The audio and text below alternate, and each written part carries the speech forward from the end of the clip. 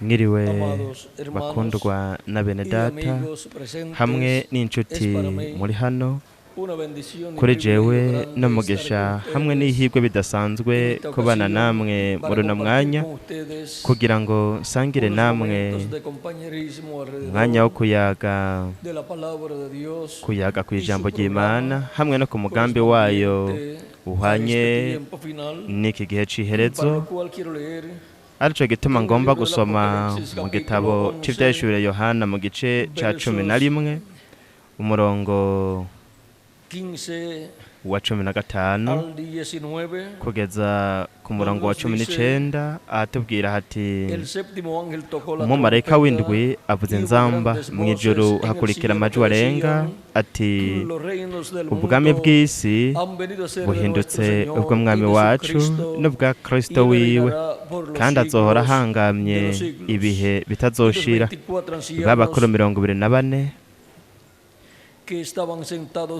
bicara ku ntebe zabo imbere y'Imana bikubita hasi bubamye basenga Imana bati turagushimye mwami Imana ushobora byose, uriho kandi wamyeho kandi ugiruze, kuko wabiriye ububasha bwawe buhambaye ukima kandi amahanga araraka. Uburake bwawe buraza, igihe cyo gucira kw'amateka bapfuye kirashika, n'ico kugereramwo abasavyi bawe nibo bavugishwa nawe, no kugerera bera n'abubaha izina ryawe, aboroshe n'abahambaye, n'ico guhonyerezamwo abahonyisi.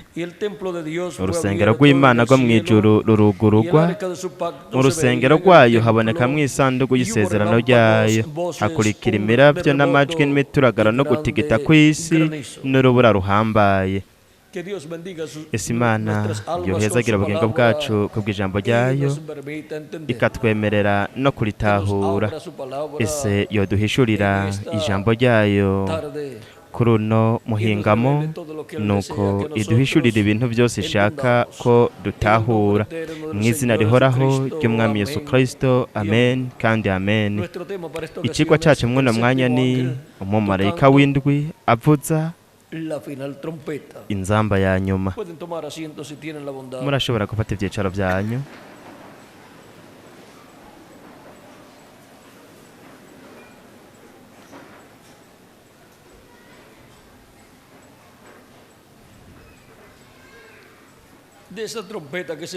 Iyi nzamba ivugwa hano ni ya nzamba nyene imwe yavugwa mu Bikorinto ba mbere mu gice ca 15 umurongo wa 49 kugeza ku wa 55 canke kwa 56 havuga hati kandi nk'uko twambaye ishusho y'umukungugu niko tuzokwambara n'ishusho y'uw'ijuru. No kuvuga ko tuzogira ishusho na kameremere by'umukundwa wacu umwami Yesu Kristo. Ariko bene data, ico mvuga niki yuko binyama n'amaraso badashobora kuraga ubwami bw'Imana, kandi bibora bitaragwa ibitabora. No kuvuga yuko twebwe mw'ino mibiri ipfa tudashobora kuragwa ubwami bw'Imana, nuko ngo duhinduke abami n'abaherezi mu nganji y'ubwiza y'imyaka 1000 mw'ino mibiri ipfa ibora kandi y'igihe gito. Kugira ngo tuganzanye na Kristo mu nganji y'imyaka 1000 dutegerezwa kugira umubiri musha ubwo azoduha, kandi tukagira ishusho na kameremere bya Yesu Kristo umukiza wacu. Mwo mubiri niwo tuzobamwo ibihe bidashira turi miyabaga, ibihe bidashira turi mu rugero rw'imyaka 18 kugeza ku myaka 21. Ehe ndababarira akabanga, ehe ndababarira akabanga. Ntituzosenzira twese, ariko twese tuzohindurwa. No kuvuga yuko haje uguhindurwa ku mibiri yacu yo kw'isi. Umubiri wacu wo kw'isi uzohindurwa, uve mu gupfa ujanwa mu kudapfa, uve mu kubora ujanwa mu kutabora. Uzohindurwa kugira ngo ube umubiri utabora, udapfa, uhawe ubwiza nk'umubiri w'umukundwa wacu umwami Yesu Kristo. Mu kanya gato, mu kanya nk'ako kubita ingohe, aho inzamba y'iherezo izovugira. Aha turahafise inzamba ya nyuma, kandi hazoba ari ku nzamba ya nyuma. No kuvuga yuko hazoba ari mu gihe mu gihe c'inzamba ya nyuma, aho inzamba ya nyuma izovugira, kuko inzamba izovuga abapfuye bakazugwa batagishobora kubora, natwe tuzohindurwa. Aho inzamba ya nyuma izovugira niho abapfuye bizera Kristo bazozuka, natwe abakiri bazima tugahindurwa. Inzamba ya nyuma ni iyo nzamba y'indwi yo mu byahishuro Yohana igice ca 11 umurongo wa 15 ukabandanya, kandi ibyo byose byari biri mu bukozi bw'imyera y'ibiri. Mwibuke yuko igice ca 11 cy'ibyahishuro Yohana kigenewe imyera y'ibiri, ni nayo mwitegereze, niyo izokwigaragarizamwo ibitangaza bidasanzwe n'utwumiza hamwe n'ibimenyetso ku rwego mpuzamakungu. Integuza yo kuza kwa kabiri kwa Kristo yaravuze mu gitabo cy'imatanije, reka turabe hano ku rupapuro rw'amajana 450 58 na 59 yaravuze ngo nuko rero ni hagati y'ikimatanije ca 6 n'icindwi niho ahamagara abo bantu bamwe bavugwa na Yesu Kristo muri Matayo 24:31, igihe inzamba izovuga izoba ari inzamba y'ivyabona bibiri vyo mu gihe c'ubuntu ku Bayuda. Rero murabe ingene ino nzamba ya nyuma irejwe renga ry'inzamba rihamagara rikegeranya abatanijwe n'Imana, ubwa mbere na mbere abatanijwe mu banyamahanga, ishengero rya Yesu Kristo, hanyuma abatoranije mu bwoko bw'abaheburayo. Rero murabe aba batoranije bahamagagwa n'iki? N'inzamba ya nyuma canke ijwi rirenga ry'inzamba. Kandi igihe inzamba izovuga azoba ari inzamba y'ivyabona bibiri vyo mu gihe c'ubuntu ku Bayuda. Inzamba iravuga, turabe ni inzamba y'ivyabona bibiri, no kuvuga ngo inzamba ya Mose na Eliya. Rero tuyirabe neza ha muri Matayo 24:31, azatuma abamarayika biwe, si umumarayika umwe gusa ariko ni babiri, hamwe n'ijwi rirenga ry'inzamba. Nigiki? Iyo Imana ivuze humvikana ijwi ry'inzamba. Ijwi ry'Imana ryamye rimeze uko, rihamagarira abantu ku rugamba. Imana ibiriko iravuga, abo bamarayika babiri baza bafise ijwi ry'inzamba. Kandi mwitegereze neza, ariko mu minsi y'ijwi ry'umumarayika w'indwi havuga inzamba, mu minsi y'ijwi ry'umumarayika wa mbere havuze inzamba, mu minsi y'ijwi ry'umumarayika wa kabiri havuze inzamba. Uko niko byagenze igihe yarungika uwo ari we wese, ariko igihe hatangazwa ibimatanijwe, bose bari bari hamwe ku gicaniro c'Imana kugira ngo bahamagare umugwi w'abantu, kandi habaye ijwi ry'inzamba imwe, nuko hamenwa ibimatanije ndwi. We ariko aregeranya Abayuda biwe yatoranije abakura mu mfuruka zine z'isi. Nk'uko twabibonye, yaravuze ku bimatanije bitandatu, ariko nta na kimwe yavuze ku kimatanije c'indwi. Rero mwitegereze ingene Imana igihe ivugiye ku isi, buri gihe ivuga biciye mu ntumwa. Ijwi ry'Imana rishushanwa n'ijwi ry'inzamba. Inzamba ibiriko iravuga, kandi iyo ni Imana ibiriko iravuga biciye mu ntumwa.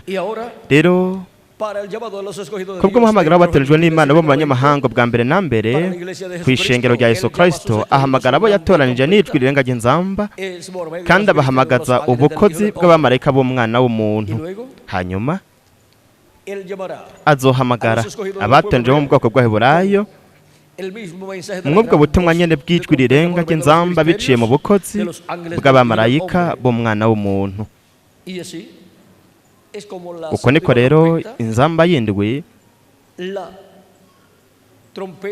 inzamba ya nyuma, uko nikivuga igahamagara ikegeranya abatanije n'Imana bose, nuko ikadutegurira guhindurwa muri iki gihe c'iherezo twebwe abakiri bazima. Hanyuma ihamagara ubwoko bw'abaheburayo, ihamagara 144 by'abaheburayo, bahamagarwa n'iyo nzamba nyene, ikabegeranya, nuko ikabadema ko ikidomesho c'Imana nzima. Nuko bityo hakuzura abatoranijwe mu banyamahanga bwa mbere na mbere, hanyuma abatoranijwe bo mu bwoko bw'abaheburayo. Rero mwitegereze igihe Revera William Branham yatubwira kuri ino nzamba ya nyuma, yaravuze ku rupapuro rwa 47 mu gitabo c'imirongo akarongo k'amajana 42, yaravuze ati natwe bazoba bakiri bazima dusigaye kugeza ku kuza k'umwami. Murabe, mbega ivyo ni vyabande? Ni vy'abazoba bakiri bazima bakazoba bagisigaye kugeza ku kuza k'umwami. Ntituzokwitangira imbere abasinziriye. Abo bantu b'agaciro bashingishije intahe yabo amaraso, ntabwo tuzobitangira imbere abasinziriye, kuko inzamba izovuga, ikintu kizoca kiba, ico kintu c'ubutumwa bwiza kizovuga, ico kintu c'ubutumwa bwiza kizovuga. Iyo nzamba ya nyuma canke inzamba y'indwi ni ikintu c'ubutumwa bwiza, ni ukuvugwa k'ubutumwa bwiza bwo bwami. Ico kintu c'ubutumwa bwiza kizovuga itangazo ryo kuza kwiwe. Inzamba ya nyuma canke ijwi rirenga ry'inzamba canke inzamba y'indwi ivuga mu vyahishuriye Yohana igice cya 11 umurongo wa 15 kabandanya.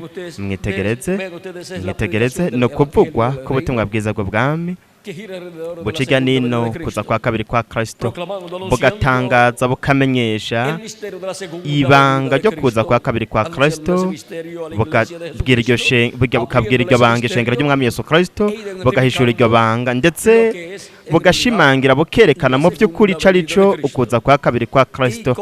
Kandi mu kuvugwa kw'iryo banga, ibanga ryo kuza kwa kabiri kwa Kristo, ibanga ry'ikimatanije c'indwi, harahamagazwa hakegeranwa abatojwe n'Imana bose, nuko bagategurwa kugira ngo bahindurwe muri iki gihe c'iherezo. Abapfuye bizera Kristo bazozoka ubwa mbere, natwe bazoba bakiri bazima tukazoguma tukiri bazima, tuzohindurwa. Duhagaze uku tuzumva impinduka, umushatsi w'imvu uzogenda, iminkanyari izokugwaho, duhindurwe mu kanya gato, mu kanya nk'aho kubita ingohe, nuko dusanganire abakundwa bacu ubwa mbere. Rero murabe ingene iki kintu kidasanzwe cyo guhindurwa kwacu kizogenda hamwe n'umuzuko w'abapfuye bizera Kristo. Ndetse kandi turabona no ku rupapuro rw'159 ko ibikarayi biguruka canke imikogote y'umuriro izoba ifitaniye isano nuko guhindurwa kwacu ndetse n'umuzuko w'abapfuye bizera Kristo. Rero dushobora kubona yuko ingabo zo mw'ijuru zizoba ziriko zirakora muri iki gihe c'iherezo, kubwo mugambi w'Imana wose uzoba uriko urashigwa mu ngiro kuri uno munsi wa nyuma, uyu munsi twebwe turiko turabako.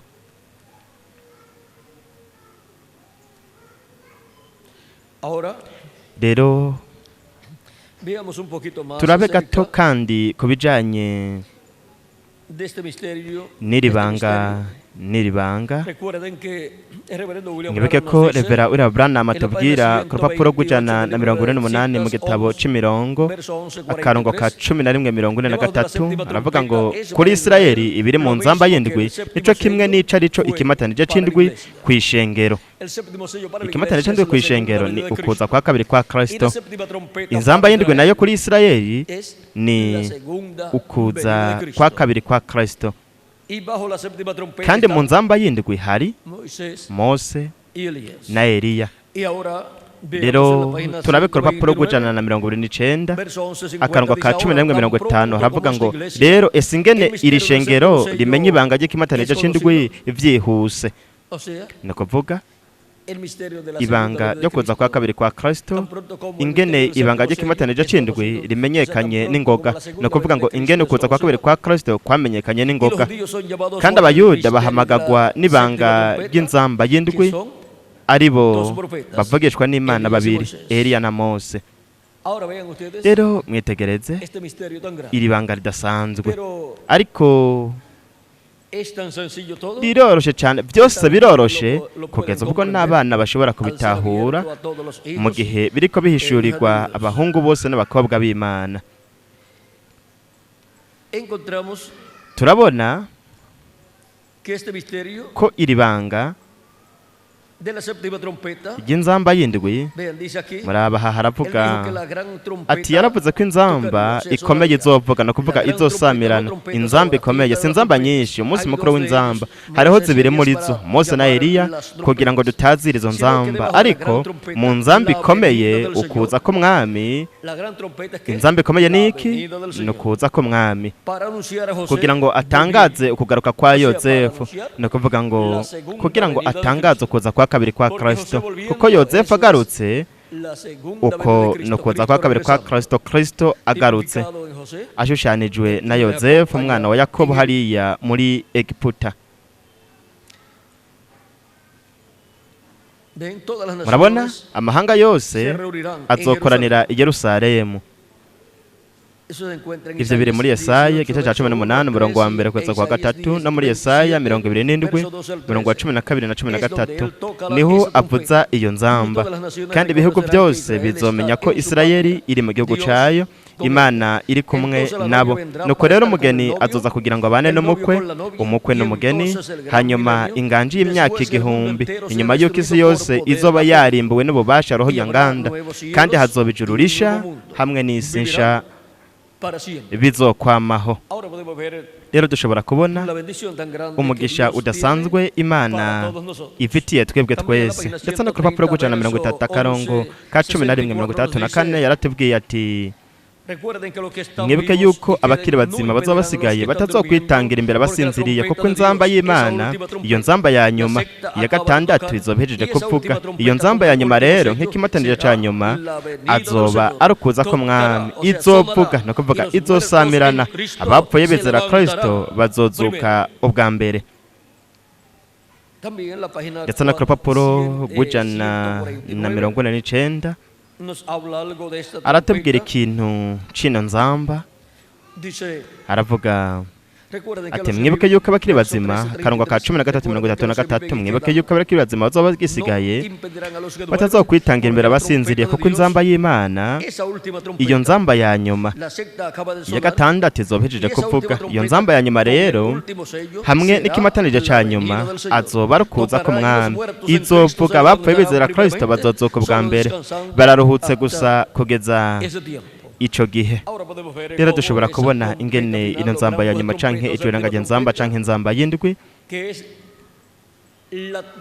ariyo nzamba canke ijuranganje nzamba ry'ubutumwa bwiza bwo bwami buriko buravugwa, nuko buhishura ibanga ryo kuza kwa kabiri kwa Kristo muri iki gihe c'iherezo. Izoba iriko iravuga, kandi izoba iriko irahamagara yegeranye batonje n'Imana bose, bariko barahamagarwa begeranwa nibanga ry'iki ry'ikimatanije c'indwi kw'ishengero ry'abanyamahanga no ku bwoko bw'Abaheburayo, begeranwa nibanga ry'inzamba y'indwi ariko kuza k'umwami. Inzamba y'indwi ku Baheburayo n'ikimatanije c'indwi ku banyamahanga nico kimwe no kuza k'umwami. Izovuga izosamirana. Abapfuye bizera Kristo bazozuka bari mu mubiri horaho, natwe bakiri bazima tuzohindurwa. Ni mu gihe c'inzamba y'indwi, iyo nzamba ya nyuma ariyo ihwanye n'ikimatanije c'indwi kw'ishengero ry'abanyamahanga. Ni mw'ico gihe hazoza umuzuko bapfuye bizera Kristo hamwe no guhindurwa kwa twebwe abakiri bazima, igihe Kristo azoba yamaze guhamagara no kwegeranya abatonejwe bo ku munsi wa nyuma mw'ishengero ryiwe, mubiri wiwe banga w'abizera. Igihe hazokuzura igitigiri c'abatoneje n'Imana mw'ishengero rya Yesu Kristo, hanyuma abapfuye bizera Kristo bazozuka, natwe bakiri bazima tuzohindurwa. Rero umumarayika w'indwi avuza ino nzamba ya nyuma ni umumarayika w'ikiringo, ni intumwa y'ikiringo. Abamarayika ndwi intumwa bashushanijwe, bagereranije umumarayika ntumwa w'ikiringo ubuzoba ari ku isi ku munsi wa nyuma, kuko intumwa z'ibihe zishushanya intumwa y'ikiringo iyo bigiye kuza. Buri gihe mu ntumwa y'ikiringo haba hashushanirijwe izindi ntumwa zose zamwibanjirije imbere, intumwa z'ibihe ndetse kandi n'intumwa z'ibiringo byaheze. kandi intumwa y'indwi y'ikiringo nayo ivuze inzamba ya nyuma, iri jwi rirenga ry'inzamba iyihishura ibanga ryo kuza kwa kabiri kwa Kristo, ibanga ry'ikimatanije c'indwi, iyi ivuga igatangaza ubutumwa bw'inkuru nziza y'ubwami, ni marayika w'umwami Yesu Kristo, kandi uwo n'umuvugishwa n'Imana w'ikiringo, ari we yamaze gushushanwa, ashushanizwa mu ntumwa z'ibihendwi by'ishengero ry'abanyamahanga. Nico gituma tubona yuko ibintu byinshi byari gukorwa n'uwo muvugishwa n'Imana w'ikiringo, intumwa y'indwi y'ikiringo mu kiringo c'indwi, hamwe n'ubutumwa bw'indwi bw'ikiringo, ubutumwa bw'inkuru nziza y'ubwami. Mwitegereze, byaramaze gushushanwa mu ntumwa zitandukanye z'ibihe bitandukanye, kandi mu buryo bugaragara intumwa zimwe zimwe ni nk'uko bashikije ivyo yari gukora, ariko siko biri, barabishushanije gusa. Nk'akarorero, Revera William Branham igihe atubwira ku bijanye n'ibimatanije indwi, nuko akagenda abihishura, abimenyekanisha, amenyekanisha ayo mabanga y'umatanijwe mu buryo bugaragara. Niwe yarose ico gitabo, kandi mu buryo bugaragara niwe iyamatanije y'umatanijwe, azana no guhishurirwa kw'imatanije indwi byose ku bantu. Ariko n'Imana yari kituvunira akagohe, kuko bizomera igihe hazokuzura igitigiri c'abatojwe n'Imana mu bibanga wa Kristo, hanyuma Kristo akarangiza igikorwa cyo kutuvuganira mu ijuru, agasohoka agafata igitabo c'ubugingo c'umwagazo w'intama, igitabo c'imatanije indwi, akagikura mu kuboko kw'ivyo yagiye kuri ya ntebe mu vyejuru Yohana igice ca 5, akakizingurura, hanyuma akakizana ku isi, akagihereza umuntu. Nuko rero uwo muntu mu kwakira ico gitabo gihesha uburenganzira, ico gitabo gihesha uburenganzira ata muntu n'umwe mw'ijuru no ku isi no mu kuzimu yashoboye, yarabereye kugifata, kukizingura ndetse no kukiraba. Kristo rero mw'ijoro akizana akakizingurura, akagihereza umuntu, akamubwira ko yokirya. Murabe ihangiro rya Kristo mu gufata ico gitabo hamwe no mu kumena ibikimatanije, kugira ngo akizane ku isi agihe umuntu kugira ngo akirye, kandi mu gufata ico gitabo no kukirya, mu kanwa kizomusosera, ariko mu nda kizomubera mu rurazi. Kandi afise ubukozi bw'ubuvugishwa, ubukozi bwahanuwe, kugira ngo ahanurire indimi, amahanga ndetse n'amoko menshi. Mu byeshuro Yohana igice c'icumi umurongo wa mbere kugeza kwa 11, hanyuma no mu byeshuro igice ca 11, aho niho dufise ubukozi bw'uwo yari ico gitabo. Nuko ubwo bukozi buzoba ari ubukozi bw'umwana w'Imana yarazwe mu mwuzuro, mu kwakira ico gitabo, igitabo gihesha uburenganzira hamwe no mu kukirya, vyerekana ko ari umwana w'Imana yamaze kuragwa mu mwuzuro, kandi agarura igitabo gihesha uburenganzira, akakigarura mu biremwa abantu, kandi kw'ishengero rya Yesu Kristo, mu guhabwa umuntu uwacunguwe n'amaraso ya Kristo. Hanyuma ubukozi bw'ubuvugishwa bw'umumarayika ntumwa, ubwo ubukozi bw'umumarayika ntumwa yamaze kuragwa buzoba buhambaye cyane, kugeza ubwo imigisha myinshi izoza ku ishengero rya Yesu Kristo hamwe no ku bwoko bw'Aburayo, kandi hazoboneka ibintu bitigeze kuboneka ubwa mbere bigaragajwe mu ishengero rya Yesu Kristo. No kuvuga ko ukugaragara kwa Kristo mu ishengero ryiwe kuzoba mu mwuzuro wiwe wose, kandi ivyo Imana izokora bizoba bikomeye cyane, ibikorera mu ishengero ryayo, kugeza ubwo ubwoko bw'Aburayo buzobona ivyo Imana izoba iriko irakora biciye mw'uwo mwana yamaze kuragwa mu mwuzuro, bakavuga bati uyo niwe twebwe twamye turindiriye. Ariko azoba ari ucungujwe n'amaraso ya Kristo, uwatanijwe n'Imana, wacunguwe na Kristo, ari nawe Kristo azoba agaragariyemwo mu mwuzuro wose. Bo bazobona Kristo agaragariye mu mwuzuro wose muri marayika wiwe ntumwa, kandi uwo niwe muvugishwa n'Imana w'ikiringo c'ubwami n'igihe c'ibirigo m'imfuruka. Marayika ntumwa aza afise inzamba y'indwi, hamwe n'iyo nzamba iriko iravuga, iyo nzamba y'ubutumwa bwiza bw'ubwami. Nuko Imana nayo ikamushimangira, ikamushingira intahe, Imana kandi igakora ibintu yasezeranye gukora muri iki gihe c'iherezo. Rero turabonye uwari we umumarayika w'indwi, avuza inzamba ya nyuma ni marayika w'umwami Yesu Kristo. Inzamba ya nyuma nayo ni inzamba y'ubutumwa bwiza bw'ubwami buriko buravugwa, ubutumwa buciga nino kuza kwa kabiri kwa Kristo. Kandi inzamba yindwi nk'ikimatanije c'indwi no kuza ku mwami izovuga abapfuye bizera Kristo bazozuka batagishobora kubora, natwe bakiri bazima tuzohindurwa. Turabonye ibanga ridasanzwe ry'umumalayika w'indwi.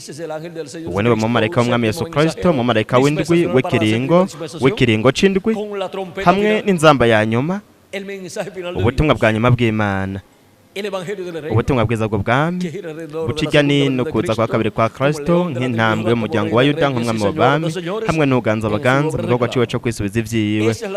Iyo niyo nzamba ya nyuma, ijwi rirenga ry'inzamba,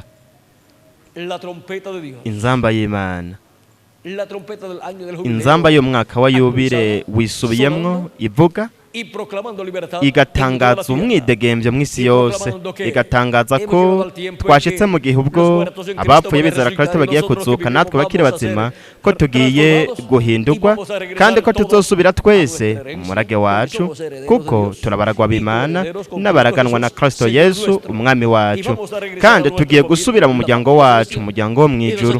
Kandi baraturindiriye umuryango wacu wo mw'ijuru, na Data wo mw'ijuru nawe nyene aturindiriye, hamwe n'amazimano adasanzwe, amazimano y'ubukwe bw'umwagazi w'intama mw'ijuru.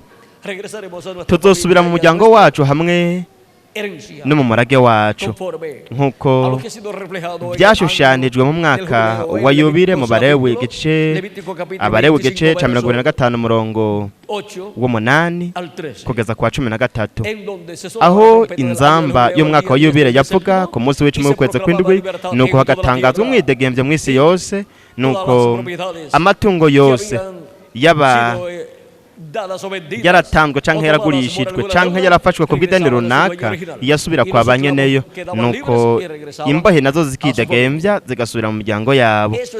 Ivyo nivyo Imana iriko irakora muri iki gihe c'iherezo. Tuzosubira mu miryango yacu yo mw'ijuru twidegemvya, turi mu mubiri uhoraho hawe bwiza umeze nk'umubiri wa Yesu Kristo umukiza wacu, kandi tuzosubira no mu murage wacu. Mu bintu byose Adamu na Eva batakaje igihe bagwa, natwe tuzobisubiramwo dufise umubiri uhoraho hamwe n'ububasha bw'Imana bwose bwagaruwe muri twebwe, kandi tuzomera co kimwe n'umukundwa wacu umwami Yesu Kristo. Uko niko rero tuzogarurwa, uko niko uruvyaro rwa Adamu wa kabiri ruzogarurwa, bazogarurwa mu bugingo budashira, hamwe Adamu wa mbere yagwa akava. Mu yandi majambo, uruvyaro rwa Adamu wa mbere hamwe rwagwa rukava, ariko biciye muri Adamu wa kabiri turagarurwa, tukagarurwa mu murage wa Data wo mw'ijuru, mu murage yaduhaye mu bugingo budashira, dufise umubiri uhoraho hamwe n'ububasha bwose ndetse n'ubutware bugaragariye muri twebwe, kugira ngo tubane na Kristo ibihe bidashira nk'abami n'abaherezi ngaha ku mubumbe w'isi, mu nganje y'ubwiza y'imyaka 1000 hamwe no mu bihe bidashira. Kuri jewe ryari ihirwe ridasanzwe kubana namwe muri uno mugoroba, ndabashingira intahe y'umumalayika w'indwi avuza inzamba ya nyuma. Umumalayika w'indwi avuza inzamba ya nyuma, harahamagagwa hakegeranwa abatonje n'Imana bose muri iki gihe c'iherezo, mu gihe c'ibirgo my'imfuruka hamwe n'ikiringo c'ubwami muri Amerika Latine na Karayibe, kandi barategurwa kugira ngo bahindurwe bajanwe na Kristo mu mazimano y'ubukwe bw'umwagazi w'intama mw'ijuru. Hariho kandi n'abatorejwe benshi b'Imana bagendagenza baja mu yandi mahanga ndetse no mu yindi migabane, ariko aho naho bazoshikirwa n'ubutumwa.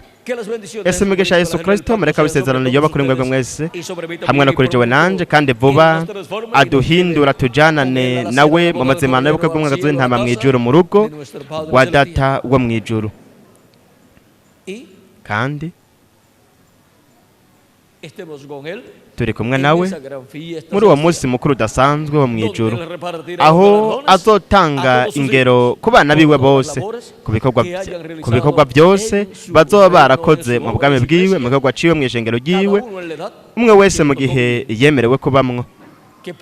ese vuba hokuzura igitigiri cy'abateranije n'Imana, vuba twese tugahindurwa abapfuye bizera Kristo bakazuka, nuko twese tukajana na Kristo mu mazimano y'ubukwe bw'umwagazi w'intama mu izina rihoraho ry'umwami Yesu Kristo. Amen kandi amen.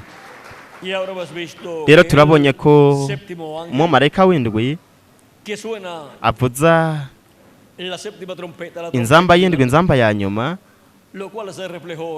ari we yashushanirijwe mu bamarayika ntumwa b'ibihe bitandukanye, kandi yanashushanirijwe cyane muri marayika ntumwa w'indwi w'igihe c'indwi, kuko kuba yari uw'indwi nuko rero yashushanije cyane intumwa y'indwi y'igihe c'indwi, yashushanije cyane intumwa y'indwi y'ikiringo.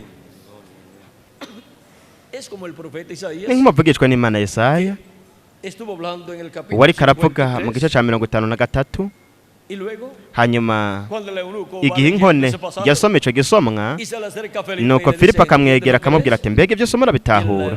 Inkone yaramubwiye ati mbega nabitahura gute atawe ubinsobanuriye? Aramubwira ati duga uje mu mukogote. Yamutumiye ngo aduge, nuko iyo nkone iramubwira iti ibi umuvugishwa n'Imana Yesaya avuga hano nibyo yari karasoma.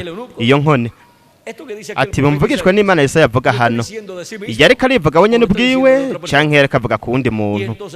Nuko Filipo acatangura kumusobanurira ko yari kavuga ku wundi muntu, kuri Mesiya, ariko byaboneka ko umenga yari karivuga. Kandi ivyo nivyo byabaye no ku ntumwa z'ibihe bitandukanye, bavuga ibintu biboneka ko umenga bariko barivuga, ariko yamara bariko baravuga uwundi azoza imbere gato. Bariko baravuga ku ntumwa y'indwi y'ikiringo izoza inyuma y'ibihindurwe by'ishengero ry'abanyamahanga, ari we azoza afise ijwi rirenga ry'inzamba ry'ubutumwa bwiza bw'ubwami, ayishura ibanga ry'ikimatanije c'indwi, ayishura ibanga ryo kuza kwa kabiri kwa Kristo, anahishura umugambi w'Imana wose uhwanye n'iki gihe c'iherezo mu ishengero ry'umwami Yesu Kristo, ndetse kandi anavuga ubutumwa mu bwoko bw'Aburayo, buno butumwa nyene bw'inkuru nziza y'ubwami, ahamagara yegeranya 140 by'Aburayo, ariko bwa mbere ahamagara kegeranya batoranijwe bo mu banyamahanga. Nuko rero mwitegereze iri banga ry'intumwa y'indwi, mu marayika w'indwi hamwe n'inzamba y'indwi ivuga,